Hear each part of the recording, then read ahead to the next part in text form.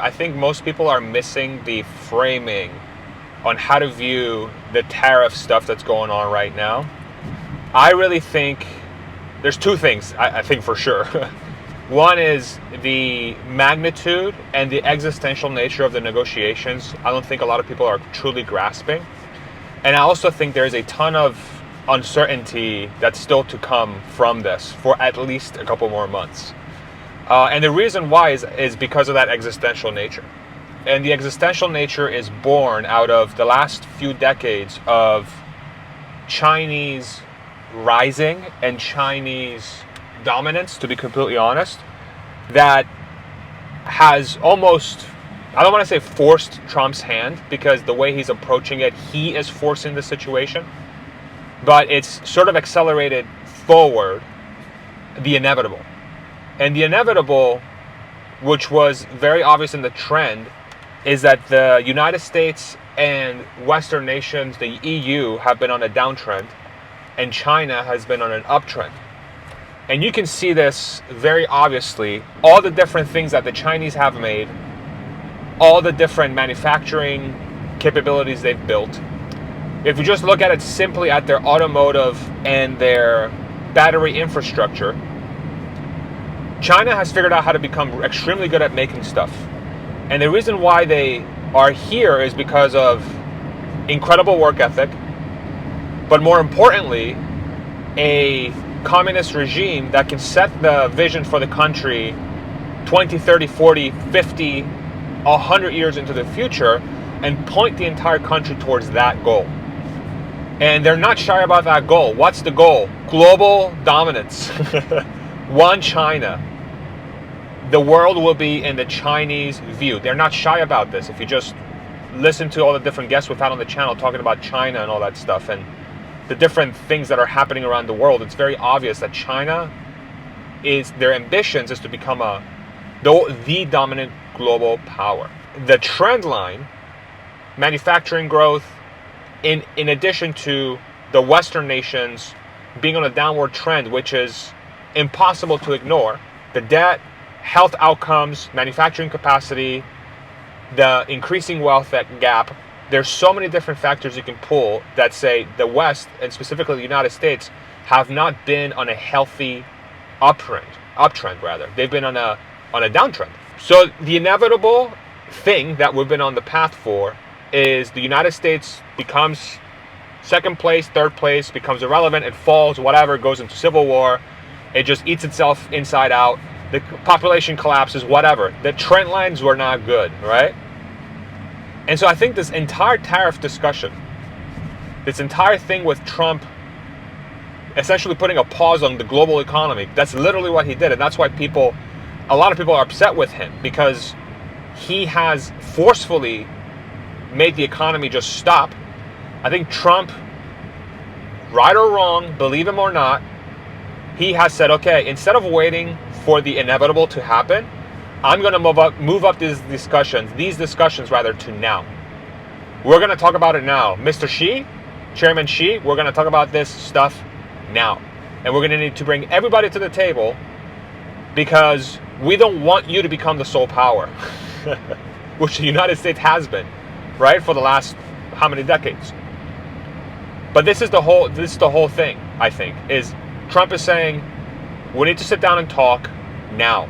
And all of this is not really new news. This is just stuff that people have been saying for the last few years, right? I think the core difference here is that maybe a lot of people thought that this discussion or this thing wouldn't come to a head now. It's almost like people were just waiting for this to happen. People were just waiting for China to just get to a point where it's like, oh my God, they're about to invade Taiwan. Oh my God, it's becoming obvious that they're the big world superpower, right? It's like, how much more time did you want to give it for that to become the reality, right? I think Trump is saying, no, I sense weakness with COVID. Since COVID, it's obvious that people want to leave your country because everyone has realized that your supply chain, we're way too dependent on your supply chain, okay? You have a demographic that's collapsing. In 20 years' time, you're going to have half your population. And the main forcing function for you to have what you have is your population, because people work 6 times a week, 6 days a week, 12-hour days. basically year-round outside of the Chinese New Year. It's an incredible work ethic culture. But their primary thing that they have of value is their labor force. And so it works in Trump's favor that he's having the discussions now.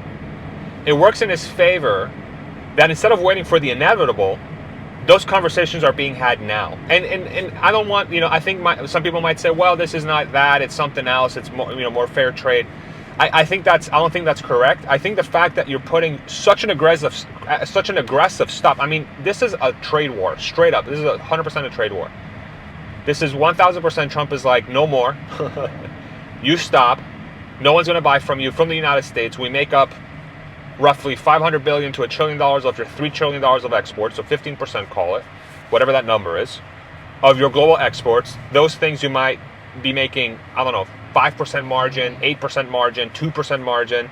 If I put a stop to you, you're no longer going to be profitable with any of your exports, and you won't have a place to dump all this product. So the United States has forced China to stop their production capacity because he knows the United States is enough of a consumer to inflict that kind of pain on China. The bad thing that's coming out of this now is that the world economy, again, has stopped, which means that there's going to be a ton of volatility in the markets until it's resolved. And in a worst case scenario, China doesn't sell stuff, which means that the US doesn't consume stuff, which means that there's less stuff for businesses to sell, which means profits go down, which means less people are hired. Worst case scenario, people are let go, and so we go into a recession slash depression.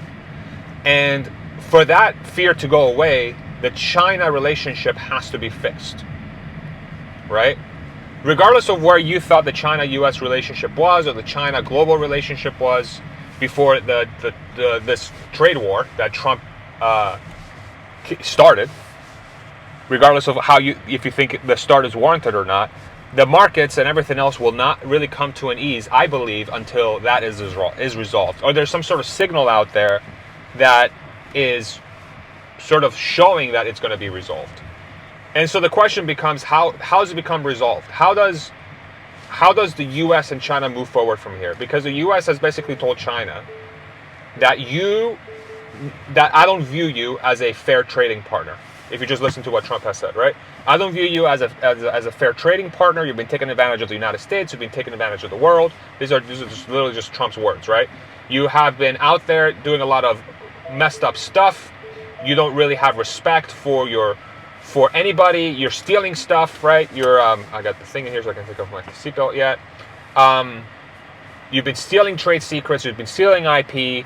But the words from the president are very obvious, is, hey, we do not like you. We don't like what you've done. You can say, I respect you, she, blah, blah, blah. We don't like what you've done. So there's no way to come back from this unless something big happens. Something big has to... This is not a thing that you start and it kind of just like goes away. Whatever the dynamics were before this entire thing went down with the tariffs, those dynamics are long gone. I mean, this truly is... people like to throw around the word, or the phrase New World Order. It really does feel like we have reached, like the old world is sort of gone. We've closed a chapter. It started with NAFTA, and then COVID was kind of like the warning sign that said, hey, this is coming to a close. Everyone's too reliant on one place to make their stuff. And the tariff war, this thing that Trump started, is like the official end of that book. And now there's going to be a new book. There's going to be a new book that's going to open up, and it's going to be birthed out of whatever happens in the next 90 days. And I truly wonder how many people fully grasp that. What I see is a lot of the discussion is, oh, Trump is doing this incorrectly. He's being too brute force. He's such an idiot. Why did he do this? The way he approached it is wrong. He should have, been more diligent, blah, blah, blah. On the other side, it's, the GOAT, the greatest, art of the deal all the way, fantastic, so brilliant, he can do no wrong, right? But I think the reality is that this thing that's happening now was going to happen anyway, because the trends were too obvious. China was going to come to a head at some point. The China problem from the eyes of the United States. The China problem, there's somebody truly rivaling the United States as the global power. In a worst case scenario for the United States, that player would supersede the United States, and it would sort of shape the world in the image of China instead of the United States, right? It would be the Chinese way of life instead of the American way of life, or the democratic way of life, whatever you want to call it. I really think that is happening in the next 90 days. That has already started. From the second that Trump put up that crazy chart with all those tariff numbers and China was at the top of the list, from that moment on, the door closed, the book closed, and this new one opened. So how do we start this new book? That's the question everyone's asking, right? How do we start the new book? And who are the main characters? Who are the main players? Who are the winners? Who are the losers? I think it's in the United States' best interest to figure out how to reverse course, obviously, on its manufacturing capacity and capability, and also make sure that China doesn't lose. China's definition of winning, from my perspective, and I could be 100% wrong on this because I don't live in China, they want to become a primary power. And they want to do that through manufacturing, and they want to do that through the control and the supply of key materials and variables that underpin the world's ability to have a prosperous civilization, including their own. I mean, that should be if every country wants to make stuff, that should be their goal, right? Is we want to make stuff that everyone's going to use, that everyone's going to find extremely useful, so that we get a lot of security, and then things that we make will also help us keep ourselves secure, right? The United States wants the same exact thing.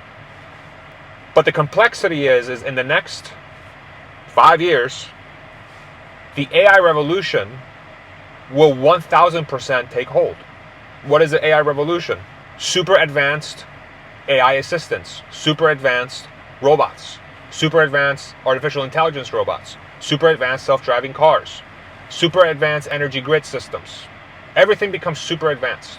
And in that world, not only digital human capital, like people doing digital things, like accountants using computers, lawyers using computers, anything computer-based, is already being disrupted by artificial intelligence, because those systems can do just as good of a job, if not better, a better job than humans can. And on the physical side, the same exact thing is happening with human or robots. It's lagging the brain side by a few years, let's say. But if you follow the space closely, you can see there's, I don't know, like 15, 20, 25 different human or robot companies that have been spun up and they're making stuff. A lot of them are in China. So what does that mean? That if you're a country that is very heavily dependent on human labor, like China is, a country can essentially match you or supersede your capacity if they make enough robots that do enough work that your humans would, right? And so from China's perspective, their key core competency, their key differentiator is being disrupted, which is human capital. And that disruption is coming in the form of humanoid robots. Tesla, Boston Dynamics, Aptronic, whatever, Figure, go down the list of different American companies, right, that are building robots. And so if Tesla, whatever, these humanoid robots, if they get to that point, then what is China's advantage? That's where this whole discussion leads to. Is what is China's advantage in the next 5, 10, 20 years that will not only be isolated from the impact of AI, but could potentially enhance AI and enhance humanoid robots, right? That's the rare earth piece that always comes up, rare earth minerals, right? What are the things that China has from a supply perspective, material perspective, that could help feed this AI boom? And so for me, the way this new book opens, the new way that we move forward has to be through the lens of artificial intelligence, from both the digital perspective and the physical perspective. That's the only way forward. It's way too powerful of a tool, of a forcing function, for that not to be a piece of the puzzle. It's the materials that power the chips. It's the materials that power the robots. And it's the manufacturing capacity to build these robots. Those three things are the primary piece to this whole thing. And if you're in the United States, you're actually in a pretty good spot, because a lion's share of the AI capacity, the leading edge AI capacity, is in the United States. DeepSeek and all that stuff in China is extremely impressive, but they're limited by their hardware. They're limited by their compute. But the United States doesn't have that problem. The United States has Taiwan. The United States has all these different things going on that allow them to make a ton of chips, that allow them to make a lot of capacity, GPUs, etc., etc. They don't have the problem China has. So they're in a much better position when it comes to preparing for the next 5, 10, 20 years. They also have Tesla. We talk about Tesla a lot on this channel, Why do we talk about them? Because they're such a huge, incredibly important piece in this conversation when it comes to national security. Nobody talks about Tesla as a national security variable. Very few people do. They are 1,000% a national security variable. Why are they a national security variable? They are spooling up their own supply chain for batteries. They're spooling up their own supply chain for artificial intelligence, transportation, and then Musk Industries doing the same exact thing for rocketry, right? With Starship. Nobody else has Starship. You know, we're talking about and this is like a piece, nobody else can do Starship. Nobody else can do Starship. What is Starship? Starship is by far the largest vehicle ever made to put stuff into space. And perhaps those things from space could fall down on purpose, right? From a weapons system technology, SpaceX, from a national security perspective, is an unbelievable point of leverage for the United States. One that it should never have to use, but it's a point of leverage. But the same thing with Tesla when it comes to artificial intelligence. Like or hate Elon Musk, the guy has built one of the premier, if not the premier, artificial intelligence company in the world. And the reason why is because they're using artificial intelligence for the real world, not for the digital space. Companies like ChatGPT, Eptronic, Facebook with Llama, go down the list, DeepSeek in China. These are all the different players that are in the digital space, right? But when you're talking about the physical space, what other player has the scale and capability that Tesla has from the AI space? This Cybertruck here that I just drove to the coffee shop I'm going to be working out of today, this thing drives itself. The Model Y drives itself. The Model 3 drives itself, and it uses artificial intelligence. That same exact thing they're going to use for humanoid robots. And those humanoid robots is what's going to be used to displace labor, the Chinese labor.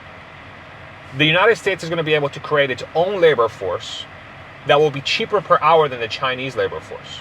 Nobody's talking about that. This is a huge sticking point for China. If you're losing your ability to be competitive on a labor perspective in the next 5, 10, 20 years, okay, who is in a better position to negotiate right now? China or the United States, given that truth? Now you could say, well, they're going to spool up their own robots. They're going to spool up their own labor force. 1,000% they could. 1,000%. But who has the capability to get there faster? It's the United States. Why? Because they have the chips. And what are the chips? The brain. The brain for that robot that's going to know how to do stuff. So until China gets itself in a position that is able to rival the United States from a chips perspective, the only thing the United States is going to do is just continue its ramp towards displacing Chinese labor. So when it comes to these negotiations, this new book, as much as you want to poo-poo how Trump is approaching it, he's in an extremely good spot to have these negotiations. And he knows that. His literal right-hand man is Elon Musk. And who is the only CEO that was able to have a wholly owned American company in China? Elon Musk. People like to talk about Elon's Doge work and chaotic and crazy, whatever, effective, not effective. This is where the magic of that partnership actually takes hold. It's in these discussions that have to happen. And where most people thought this would be a 5, 10, 20, 30 year thing that was coming down the pike, and everybody was just kind of sitting around waiting for it to happen, Trump is like, nah, we're going to have it now. We're going to talk about it now. And I think that's why people are so uncomfortable. That's why it feels so chaotic. But if you really think about the situation, this was inevitable. It was inevitable. It's just Trump decided to accelerate the timeline. And he's forcing the world to reckon with it. And depending how good he is at negotiating, and depending on how much he's pissed off the EU, and how much he's pissed off South America and Africa and Asian countries, etc., all that stuff that's happening behind the scenes is going to dictate how this is going to play out. But I don't think people should underestimate the United States' position in this, or Trump's approach in having this discussion. Trump could very easily go to China and be like, listen, you've done an amazing job getting to where you are now. You kind of screwed us over on your path there. But you know what's going to happen, right? You know what's going to happen. We're going to make all these robots, and we're not going to need to buy stuff from you anymore. That's going to happen in the next 5 years, 10 years. She knows that. She has to know that. They are making the bots themselves. And she also knows that the United States is ahead of them, and they have Elon Musk and Tesla specifically as a gigantic forcing function to bring this technology well before China does. And the timing of how quickly that happens is so huge in this, because if Tesla and Elon Musk are able to bring forward the humanoid robot boom, where they scale millions of useful robots per year, 3, 4, 5 years ahead of China, that gap could cause a total calamity in China. Because if you remove their ability to manufacture stuff over the course of 3, 4 years, that destroys their economy. They don't have a way to exit that, because the United States is like, we're done buying from you. We're just going to make it ourselves. We're going to make it ourselves, right? But the materials they use for those things is China's leverage. China can say, well, good luck making all that stuff without my rare earth stuff, or my access to these mines, or my access to these things, right? That's where they come from. Good luck finding the materials you need to make that stuff. I don't think people are truly grasping the unbelievable, seismic, gigantic nature of this.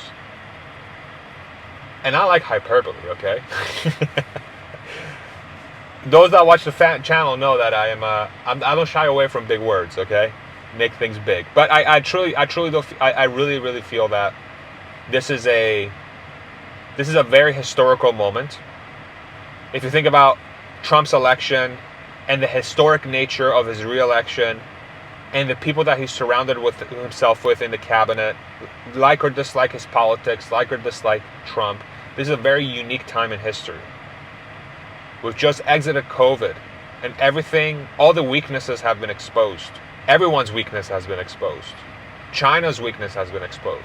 So there's no better way to negotiate. There's no better time to negotiate rather than now, because you know the lay of the land. You have to have the insane demeanor that Trump has, which he's willing to just say, YOLO, let's go, let's do it. This is fun. Fuck the U.S. economy. I don't care. I like making deals. Let's make deals. Let's make a deal. Let's make a deal. That's what's happening, I think. I don't know. Tell me in the comments. I hope this made sense. It's going to be fun to edit. That's what we're going to go to the coffee shop and do right now. I'm going to try to put this together in a cogent manner so that people can take something away from it. Anyway, let me know. Let me know if I'm going up the right tree. Bye.